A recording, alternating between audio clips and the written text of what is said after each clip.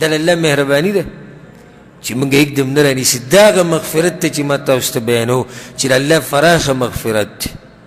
وإني لغفار لمن تاب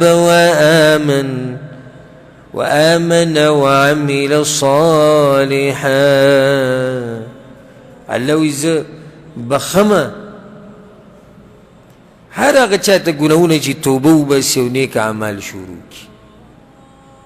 زه به تاسو ته د الله د مغفرت مبارک کیسه وایم، خو دا واوره دا حدیث وی ابن آدم الله وی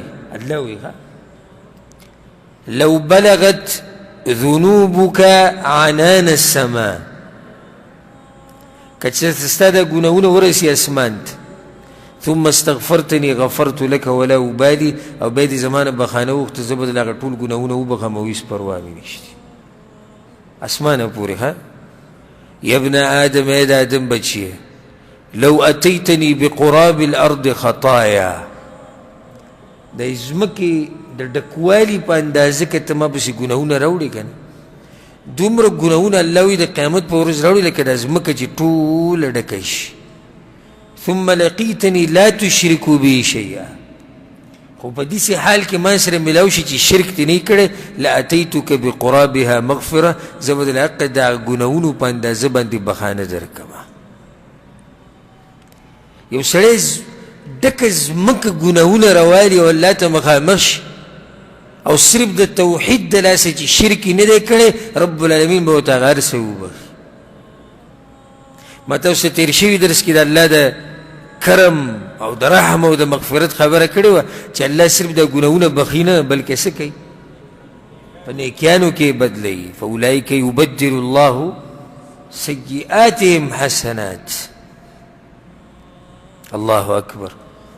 د الله د بخاني به زه تاسو سیم د الله د مغفرت په صحیح بخاري کې حدیث دی، اذا اراد عبدي ان يعمل سیئة، الله ملائکو ته وایي، ها کم ملائک چې لیکل کې الله هغو ته وایي، ویې زما بنده که چېرته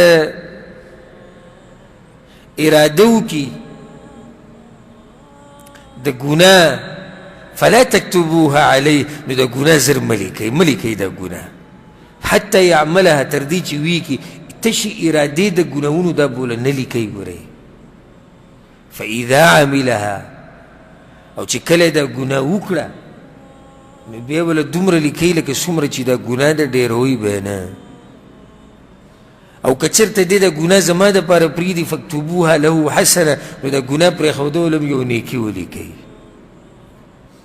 د الله د مغفرت به زه تاسو ته شوی یم. یو حدیث کې دا راځي چې الله دې ملایکو ته وایي، دا کرامن کاتبین چې دي، وایي زما بنده چې کله ګناه وکړي نو تعدي مه کوئ، لږ ټیم وله ورکوئ. څه کوئ؟ لږ ټیم وله ورکوئ. که دې د دې ګناه نه واپس شي نو بیا وله هېڅ مه لیکئ،